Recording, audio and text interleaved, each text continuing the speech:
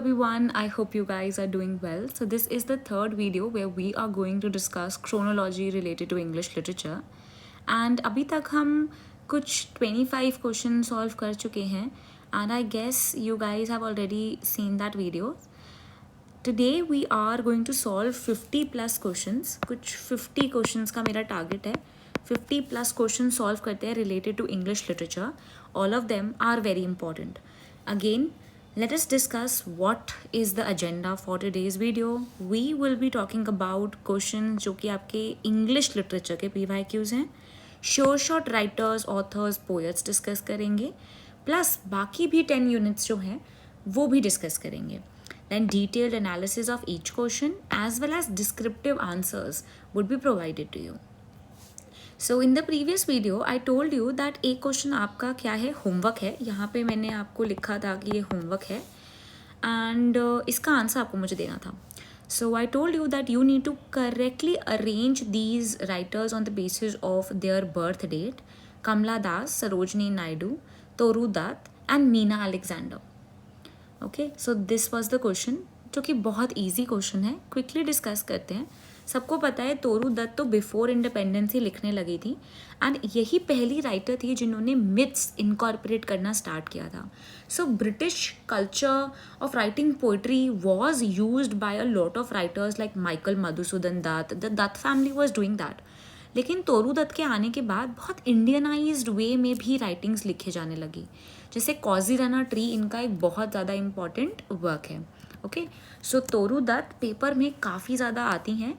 She is an Indian poet, she is a translator, a very significant figure.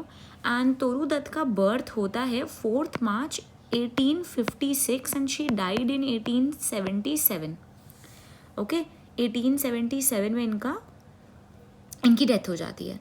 And Toru Dutt का Kaziranga tree बहुत ज़्यादा important है. Then we have, and in fact if you want me to write, let me just write down R. Kauzirana, पूरा title है R. Kauzirana Tree. In 1881 this work came out. Then there is another work, A Shelf Gleaned in French Fields, 1876. Then you have Ancient Ballads. एक और work याद रख लो, Bianca. Okay, Bianca और the young Spanish maiden पूरा title है. Okay, पर Bianca भी याद रखोगे so it is enough for you. Okay, ठीक है. तो तोरू दत्त का डेट सबको याद रहेगा. तोरू दत्त के बाद यह सरोजनी नायडू. सरोजनी नायडू किसके लिए फेमस है? Sarojini Naidu is also called as the nightingale, है ना. और उनके सारे वर्क्स बहुत ज़्यादा इंपॉर्टेंट हो जाते हैं. Sarojini Naidu, she was a political activist, she was a poet as well. उनका बर्थ डेट क्या था? It was 1879. 1949 तक she is writing. She was born where? In Hyderabad and died where? In Lucknow. Okay, so ये तोरू दत्त के तो ऑलमोस्ट बहुत सारे वर्क्स हैं जो पेपर में आते हैं इन मैच द फॉलोइंग. उनके लिए तो हम अलग से बात कर सकते हैं. सरोजनी नायडू के तो बहुत सारे वर्क्स हैं जिनके लिए हम अलग से बात कर सकते हैं. एंड कभी एक और YouTube video I upload and वहाँ पे हम सिर्फ और सिर्फ सरोजनी नायडू के बारे में बात करेंगे. लेट अस सी फर्दर. उसके बाद कौन है? वी हैव कमला दास. कमला दास की डेट क्या होगी? 1934 से 2009. And then we have Meena Alexander. Meena Alexander तो कंटेम्प्रेरी हैं, सो इसलिए 1951 में उनका बर्थ होता है. राइट आंसर आपके पास डी हो जाएगा. Toru Dutt, Sarojini Naidu, Kamala Das and then you have Meena Alexander. Okay, I hope this is clear. So Congress national party के साथ एसोसिएटेड है हमारी सरोजनी नायडू. उनके बहुत सारे वर्क्स हैं जो इम्पॉर्टेंट हैं. जैसे उनका एक वर्क है the golden threshold. Okay, her first book of poems that was published in London in 1905, The Golden Threshold. बहुत ज़्यादा important है. The publication was suggested by none other than Edmund Goose. Edmund Goose ने कहा था कि इसे publish करो. Her second and a very very strongly nationalistic work was The Bird of Time. The Bird of Time. ये कब publish होती है? 1912. नेशनलिस्टिक वर्क है, राइट. द लास्ट बुक जो उनकी लाइफ टाइम में फिर दोबारा पब्लिश होता है was the broken wing, 1917. Okay, 1917. The broken wing, right. It includes poem likes the gift of India. तो ये इसी के अंदर आता है. Okay, after her death Sarojini Naidu's unpublished poetry collection was also seen, जो उनकी डॉटर ने पब्लिश किया था. दो ये कभी पेपर में आया नहीं है, बट लिख सकते हो आप. ये बहुत ज़्यादा फेमस भी नहीं हुआ था. The feather of the dawn, the feather of the dawn. ठीक है, सो आगे चल सकते हैं. I hope this is clear. ठीक है, next question. Choose the correct chronological sequence. Ralph Roister Doister, Utopia, Astrophel and Stella and shepherd's calendar. Again बहुत easy है. सो इट इज़ यूटोपिया, जो कि थॉमस मोर का वर्क है ना. Utopia Thomas More का वर्क है and this work was seen in 1516. Then you have Ralph Roister Doister, 1552 by Nicholas Udall. Then you have Astrophil and Stella. Astrophil and Stella कब लिखा जाता है? 1580. And Shepherd's Calendar 1579. ये किसका work है? This is by Spencer. And this is by whom? Astrophil and Stella. This is by Sidney. ठीक है, so right answer क्या होगा? D. You have Utopia. After that you have Ralph Royster Doyster. Then you have Shepherd's Calendar. And last में you have Astrophil and Stella. So D would be the right answer. Utopia किसका है? Thomas More. Ralph Royster Doyster by Nicholas Udall. Shepherd's Calendar by Edmund Spencer. And Astrophil and Stella by Philip Sidney. And ये दोनों कहाँ लिख रहे थे? Spencer और Sydney Elizabeth one के कोर्ट में. और इनका सबसे इम्पॉर्टेंट कोर्टियर कौन थे? जो एक बहुत इंपॉर्टेंट कोर्टियर थे क्वीन एलिजाबेथ के, सिडनी थे. ठीक है, so he is known as a gentleman. Okay, then choose the correct chronological sequence. अब ये कुछ टर्म्स हैं हमारी, ठीक है, जो लिटरेरी वर्ल्ड में बहुत फेमस हैं. ये किस किस ने कॉइन करी, कब कॉइन हुई? You have negative capability, sublime, dissociation of sensibility and heteroglossia. So sublime कहाँ सुना है हमने? Sublime is associated with Gothic literature, है ना. ये Gothic literature के साथ फेमस है एंड 18th सेंचुरी में इसके बारे में बात होती है. फिर आ जाते हैं नेगेटिव कैपेबिलिटी. नेगेटिव कैपेबिलिटी तो एक लेटर लिखी थी कीट्स ने अपने ब्रदर को, उसके अंदर 19th सेंचुरी के अंदर बात की गई थी. तो ये रोमांटिक पीरियड हो गया. उसके बाद we have dissociation of sensibility. ये किसके लिए बात किया था? So this was T S. Eliot जिन्होंने बात की. So this is 20th century. Now what happens, he is basically talking about the very important writers called as the poets, called as the metaphysical school of poets. So इन्होंने एक एस्से लिखा, The Metaphysical School of Poets. अब Dryden और Samuel Johnson मजाक बना चुके थे हमारे मेटाफिजिकल स्कूल ऑफ पोएट्स का, जिनके मेन राइटर कौन है हमारे पास? Marvell, John Donne, Herbert etcetera. तो टी.एस. एलियट इनका रिवाइवल करते हैं. ओके, रिवाइवल इनके लॉस्ट बायगॉन डेज का, इनके ऊपर लगे हुए ब्लैक स्पॉट का.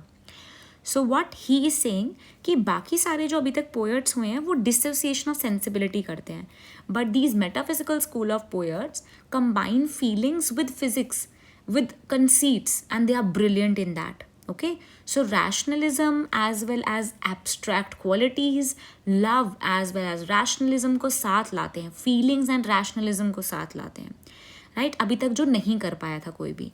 तो इन्होंने मेटाफिजिकल स्कूल ऑफ पोएट्स को बोला है कि उनके पास था यूनिफिकेशन ऑफ सेंसिबिलिटी, बाकी सारे क्या करते हैं? Dissociation of sensibility, right. The life of Cowley के बारे में जब लिखा था हमारे सैमुअल जॉनसन ने, तो बहुत ज़्यादा बेइज्जती की थी हमारे मेटाफिजिकल स्कूल ऑफ पोएट्स के बारे में. I hope you guys remember that. And T S. Eliot ने ही उनको रिवाइवल दिया था. देन यू हैव हेट्रोग्लॉसिया, ये हम सबको पता है, this is a term that was given by Mikhail Bakhtin, ठीक है, एंड ये मिड 20th सेंचुरी में देते हैं। तो राइट आंसर क्या हो गया, it would be C, sublime सबसे पहले दिया, then negative capability, then dissociation of sensibility and then heteroglossia. Okay, so right answer क्या हो गया, सी ही हुआ। Okay, C is the right answer. ठीक है, next question, choose the correct chronological sequence, signs, structure and play, signs taken for wonder, the death of the author, two uses of language। ये भी सारे बड़े important works हैं। Two uses of literature, principles of literary criticism भी इस work को कहते हैं। Okay, so two uses of literature, ये वर्क किसका है, आई ए रिचर्ड्स का वर्क है। किसका, आई ए रिचर्ड्स का वर्क है, जो 1924 में आता है। Then signs, structure and play, बहुत ज़्यादा इंपॉर्टेंट वर्क है, 1966 में आता है, written by Jacques Derrida. Jacques Derrida. Then you have the work Sign Taken for Wonder. ये वर्क किसने लिखा, 1985 में होमी के भाभा। होमी के Bhabha. And the death of the author, ये किसका वर्क है, बहुत इंपॉर्टेंट वर्क है, इसे प्लीज़ अच्छे से रीड करना है सबको, रोलां बार्थ का वर्क है ना। तो राइट आंसर क्या होगा, B would be the right answer, uses of language. Uses of language, ये वर्क 24 में आ रहा है ना। After that the death of the author, then signs, structure and play, and then signs taken for wonder. As I told you, two uses of language, you can also say that the name is Principles of Literary Criticism, 1924 by I.A. Richards. Okay, अब ये भी बहुत important work था। आई hope you guys know about these writers, इनके बारे में आपको पता है। आई.ए. रिचर्ड्स के बारे में एक क्वेश्चन बहुत ज़्यादा रिपीट होता है, तो इसके बारे में बात करते हैं। So I A. Richards basically talked about 4 की एस्पेक्ट्स ऑफ मीनिंग। तो पेपर में डायरेक्ट क्वेश्चन आजकल आया है, 2024 में भी आया एंड उससे पहले 2023 में भी। तो क्या है आई.ए. रिचर्ड्स का 4 की एस्पेक्ट्स जिससे आप मीनिंग दे सकते हो इन लैंग्वेज। लैंग्वेज में मीनिंग देने का तरीका ये क्या है, there are 4 ways. What are these 4 ways, you have sense, then feeling, then tone and last में इंटेंशन। तो ये हैं हमारे 4 वेज जिससे आप मीनिंग देते हो लैंग्वेज में, बिकॉज लैंग्वेज अपने आप में आर्बिटरी है, ठीक है। Author's attitude towards the audience, author's intent, author's literal meaning, emotional aspect, all of these are seen in 4 तरीके से आप मीनिंग देते हो। ओके, बहुत बार ये पेपर में आता है। And I A. Richards talked about all of these things, where he talked about all of these things in his book Practical Criticism, a study of literary judgment. क्या वर्क का नाम है, Practical Criticism। और book कब आती है, book आती है 1929 में। तो ये बहुत ज़्यादा इंपॉर्टेंट है। The phrase practical criticism is not something that he is going to coin, या उन्होंने कॉइन किया था। ओके, ये भी प्लीज़ लिख लो, I think my students should know it, that the phrase was borrowed. इन्होंने इस फ्रेज को बोरो किया था, किससे बोरो किया था, you will be shocked. It was Samuel Taylor Coleridge, जिनसे इन्होंने ये बोरो किया था। So I A. Richards is going to give the meaning to these things. Actually he is thinking language को इस तरीके से मीनिंग मिलता है ना। इनका और नोटेबल वर्क कोई, तो हम लिखेंगे इसका द फाउंडेशंस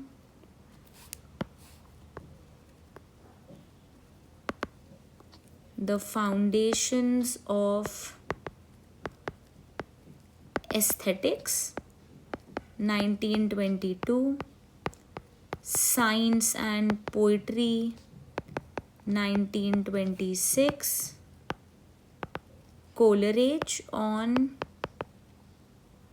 Imagination 1934. ठीक है, आई होप दिस इज़ क्लियर और सबको याद भी रहेगा, क्योंकि ये वाले वर्क्स और भी पहले आ चुके हैं, पूछे जा चुके हैं और इम्पॉर्टेंट भी हैं. ठीक है, ऑफ कोर्स रौला बाथ भी इम्पॉर्टेंट है. रौला बाथ हम नेक्स्ट क्लास में डिस्कस करने का ट्राई करेंगे अलग से वीडियो बना के. वाइल द वर्क्स ऑफ रौला Barthes are asked in your paper. रौला Barthes was a French essayist. He is a philosopher. He is वो एसेइस्ट हैं, फिलोसोफर हैं, and he is very famous when it comes to criticism. So criticism की दुनिया में रौला bath का बहुत ज़्यादा नाम है. Okay, so should we move forward? I hope you guys have noted this. There is one more thing I wanted to give. 2-3 work लिख लेते हैं रौला बाथ के. The death of the author. The death of the author 1967. एक और work जो बहुत बार पेपर में आता है, mythologies 1957. Okay, we have camera Lucida 1980, and the last work that you should know is The Pleasure of the Text. Joshua के बारे में इन्होंने बात की थी कि टेक्स्ट रीड करते हैं तो वो एक अलग ही सिग्निफिकेंट प्लेजर देता है हमें. ठीक है, let's go forward. Then choose the correct chronological sequence.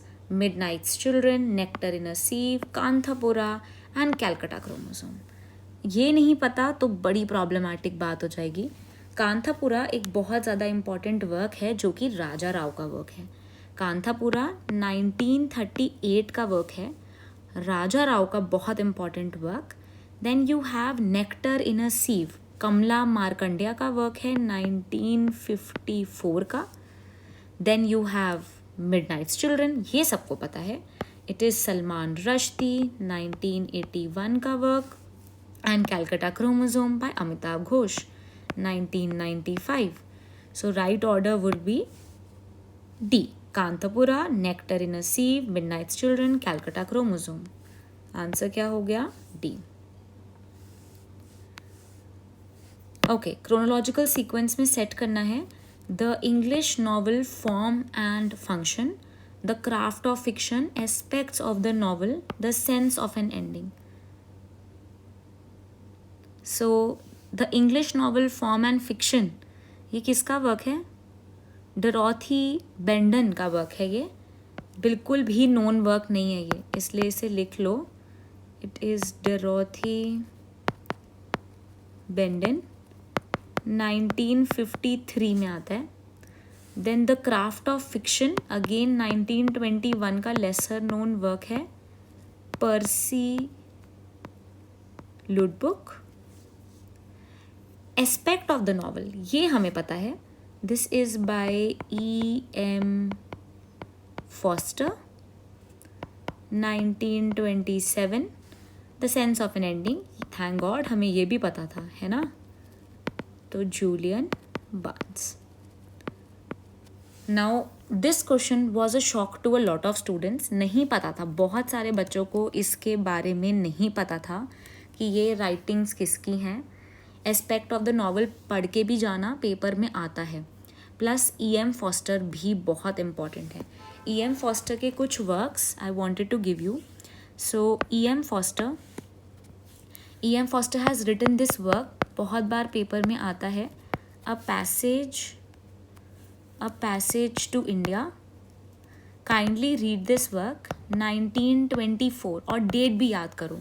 Okay, then a room with a view, please do not confuse this with Virginia Woolf's work, 1908.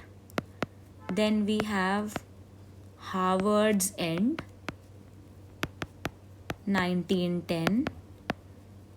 2024 के पेपर में आया कि सेक्सुअलिटी के साथ, होमोसेक्सुअलिटी के साथ कौन सा वर्क जुड़ा हुआ है, तो इट वॉज मॉरिस. ओके, ऐसे क्वेश्चन भी आ जाते हैं. And the aspects of the novel. Cool. I hope this is clear to everyone. ये सारे वर्क्स आपने सुने होंगे, बारी बारी सुने होंगे, पर अगर डेट्स नहीं याद हैं तो इम्पॉर्टेंट वर्क्स भी कभी कभी हम ऐसे भूल जाते हैं. Okay. Sense of an ending Julian Barnes का वर्क है. ये भी बहुत एक इम्पॉर्टेंट वर्क है. ये 2011 की नॉवल है. The novel basically is the 11th novel under his name and he is using a pseudonym. एक क्राइम फिक्शन लिख रहे थे जब वो, तो तब उन्होंने सूडोनिम लिखना स्टार्ट किया था. And of course Julian Barnes के सारे वर्क्स इंपॉर्टेंट हैं. You can read the work. इनका एक नॉन फिक्शन बुक है, the man in the red coat. तो ये भी एक इम्पॉर्टेंट वर्क है. ठीक है. Then we have this work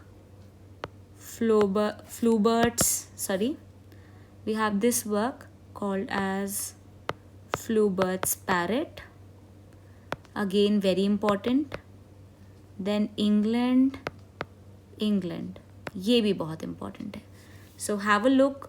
And एक और चीज़ आपको इनके बारे में पता होनी चाहिए, इनको मैन बुकर प्राइज़ मिला था.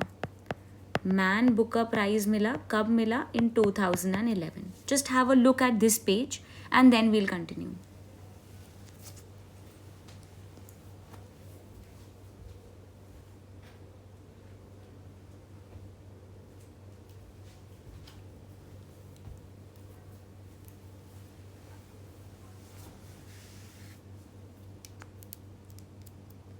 Okay, so should we go forward? Next question देखते हैं अब. So this is the next question in front of you. Again an important one. Choose the correct sequence of the following school of criticism: structuralism, new criticism, deconstruction, reader response theory. इसको हम quickly discuss कर सकते हैं because ये सबको पता ही है. Structuralism कब आता है? अर्ली 1900 में ये वर्क आता है. ठीक है. उसके बाद न्यू क्रिटिसिज्म क्या कह रहे हैं? Anything that is on the sheet of paper itself is called as what? It is called as a text and you can only rely on this. The words written on the page are more important than anything else. बाहर का कुछ include नहीं करना, ना writer की details, ना उनकी biographical details, ना हिस्टोरिकल डिटेल्स, है ना. Then you have deconstruction 1964.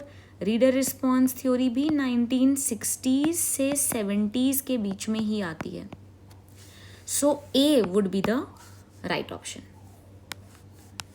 ठीक है. Okay, which of the following sequence is correct? Vanity Fair, Henry Esmond, Middlemarch, The Return of the Native. तो डी ऑप्शन यहाँ पे ऊपर आ गया है, लेकिन कोई नहीं. सो इसका राइट आंसर मैं आपको बताती हूँ. This is A as the right answer. We have vanity fair. अभी तक हम बहुत बार डिस्कस कर चुके हैं वैनिटी फेयर के बारे में भी. Vanity Fair is a work written by William Makepeace Thackeray. It is a work coming out in 1847. Then Henry Esmond 1852 का वर्क है, again by Thackeray. Then we have The Return of the Native and this is a work by Thomas Hardy 1878. Okay, correct chronological sequence. We have Rossetti, then George Eliot, Bronte sisters and William Makepeace Thackeray. So William Makepeace Thackeray का birth कब होता है? थाकरे 1811 से 1863 के time में लिख रहे थे. ओके. देन अगर मैं ब्रॉन्टे सिस्टर्स की बात करूं, सो ब्रॉन्टे सिस्टर्स में वी हैव शार्लेट ब्रॉन्टे. सी लिख देती हूँ मैं. 1816 में उनका बर्थ होता है till 1855. Then Emily Bronte 1818 till 1848. Then you have Anne Bronte 1820 से 1849. जॉर्ज एलियट का time period is 1819 till 1880. And last में we have Rossetti. Rossetti is 1828 till 1882. So what would be the chronological sequence? C would be correct. We have William Makepeace Thackeray, Bronte sisters, George Eliot, as well as Rossetti. ठीक है. Next question. Which of the following arrangement of the English plays is in correct chronological order? Justice, The Family Reunion, then you have Saint John, The Playboy of the Western World. So The Playboy of the Western World, this is a work coming out when? In 1907. And किसका work है ये? J.M. Synge का work है. Then we have justice. Justice एक बहुत important work है. सो UGC net में may be कम आए, लेकिन ये बाकी वर्क्स, बाकी और जितने सेट के एग्जाम्स होंगे ना आपके, बहुत ज़्यादा आता है. It is by Galsworthy. Okay. Then we have Saint Joan. It is by G.B. Shaw, 1924. And Family Reunion, it is by T.S. Eliot, 1939. ठीक है. Okay. Then, which is the correct chronological sequence of the following novels? The Decline and Fall, The Time Machine, 1984, Brave New World. इसका तो मैं सीधा आपको answer दिखाती हूँ because it is important और अभी याद करेंगे सारे. The time machine, it is bye R.L. Stevenson, 1895. Decline and Fall, Evelyn Waugh, 1928. Then you have Brave New World, Aldous Huxley, 1932. And last में ऑरविल का वर्क है 1984. ये कब पब्लिश हो जाता है? This is in 1949. So right answer D हो जाता है. Okay, right answer D. सबसे पहले the time machine, then decline and fall, brave new world, 1984. Okay, ये बहुत इंपॉर्टेंट नॉवेल्स हैं. आपका जो वर्क है 1984, ये कैसा वर्क है? वो आपका एक डिस्टोपिया से एसोसिएटेड वर्क है. डिस्टोपिया क्या होता है? यूटोपिया का उल्टा. हर चीज़ जो गलत गलत हो रही हो वो डिस्टोपिक वर्ल्ड है. यूटोपिया मतलब हर चीज़ एकदम आइडल सिचुएशन.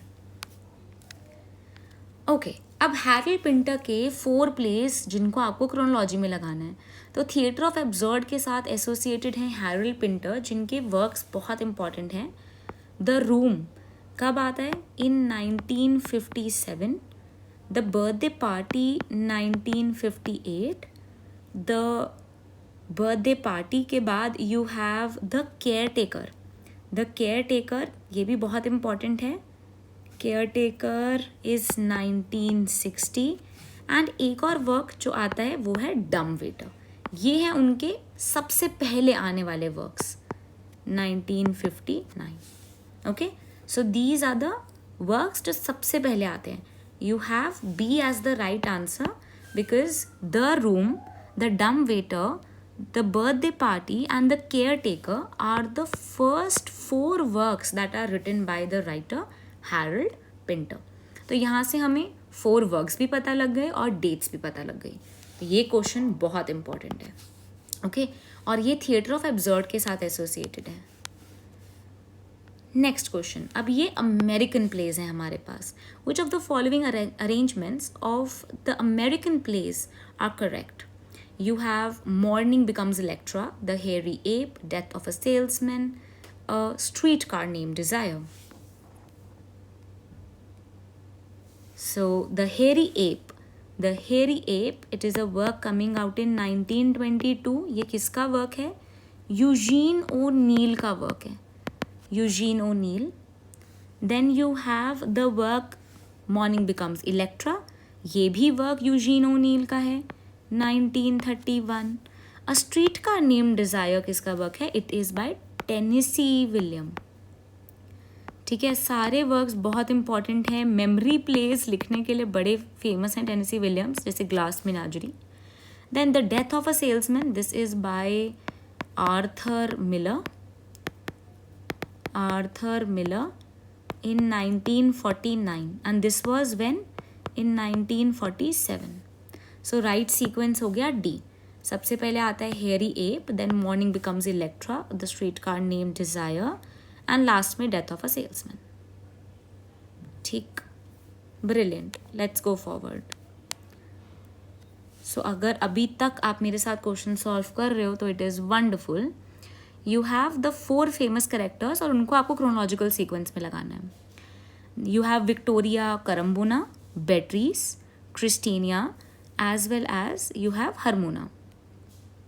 सो बेट्रीस कहाँ से आती हैं? बेट्रीस शेक्सपियर के वर्क से आ रही हैं. एंड ये किस वर्क से एसोसिएटेड हैं? So Beatrice is from Shakespeare much ado about nothing 1599. Vittoria Corombona John Webster के वर्क से आ रही हैं, the white devil 1612. Then Hermione, she is the heroine of the winter's tale 1623. And Christiana, ये कहाँ से आते हैं? John Bunyan, pilgrim's progress 1678. Okay, I hope सबको याद रहेगा and D is the right answer. So if you wish you can take a screenshot. ये बहुत इंपॉर्टेंट क्वेश्चंस होते हैं जहाँ से आपको काफ़ी सारी इन्फॉर्मेशन मिल जाती है. ओके, क्रोनोलॉजिकल सीक्वेंस में सेट करने हैं आपको ये सारे works. In memoriam, Lycidas and elegy written in the country churchyard and Adonais. So in memoriam किसका वर्क है? In memoriam it is a work written by Tennyson. मैलिंगटली पोएट भी कहा जाता है इनको. बहुत ज़्यादा ना सेंटी पोएम्स लिखते थे ये टेनिसन. हमारे विक्टोरियन पीरियड के राइटर हैं. He is also known for his dramatic monologues. Though Browning is called as the father of dramatic monologues, but इन्होंने भी काफ़ी सारे ड्रामेटिक मोनोलॉग्स लिखे हैं. Ulysses being a very very important work that you should read. Then Milton का work है Lycidas. Milton का work है एंड आता कब है वैसे? 1637 में. उसके बाद an elegy written in the country churchyard, we all know किसका वर्क है? ये है थॉमस ग्रे का एलेजी है. Then you have Adonais in 1821 by Shelley. And in memoriam की डेट तो हमने लिखी नहीं. इन मेमोरियम 1849 का वर्क है. तो राइट आंसर डी हो गया. सबसे पहले लिसिडास आता है 1637. देन उसके बाद थॉमस ग्रे का वर्क है, ये भी 1637. देन एडोनिस एंड लास्ट में in memoriam. So D is the right answer. Okay, which among the following is the correct chronological sequence? Sexual politics, thinking about women, the second sex, the prisoner of sex. Should I give you this question as a homework? ठीक है, so इसको homework लेते हैं. This question is an important question as well. या हम ये solve कर ले और इससे next question homework लें. चलो ये discuss कर ही लेते हैं. ठीक है, let us discuss this question. Sexual politics किसने लिखा है? Sexual politics, let me tell you the right answer here. So यहाँ पे you have B as the right answer. Thinking about women, it is written by Margaret Anderson. 1983 का work है. The prisoner of sex, Norman Miller ने लिखा है 1971. Sexual politics by Kate Millett 1970. The second sex, Simone de Beauvoir का work है 1949. Okay, ठीक है. Next question, and this question is going to be your homework as well. Choose the correct chronological sequence in which you will put these works. You have Lucy Hutchinson's Memoir of the Life of Cornel Hudson, Milton's Paradise Lost, Bunyan's Pilgrim's Progress, and Dryden's The Hind and the Panther. Okay, ये आपके पास सारे text हैं and इनको क्या करना है? Chronological sequence में लगाना है. इसको हम नेक्स्ट क्लास में डिस्कस करेंगे. Till then you guys should solve this question and जितने भी क्वेश्चन हमने करे हैं उनको ट्राई करो बारी बारी रिवाइज करने का, सो दैट आपको बहुत क्लैरिटी के साथ वो दिमाग में इम्प्रिंट हो जाएं और सारी डेट्स याद रहें. Okay? So, with this, I'll wind up. Thank you. Have a wonderful day, and I'll see you in the next class. Bye bye. Keep smiling.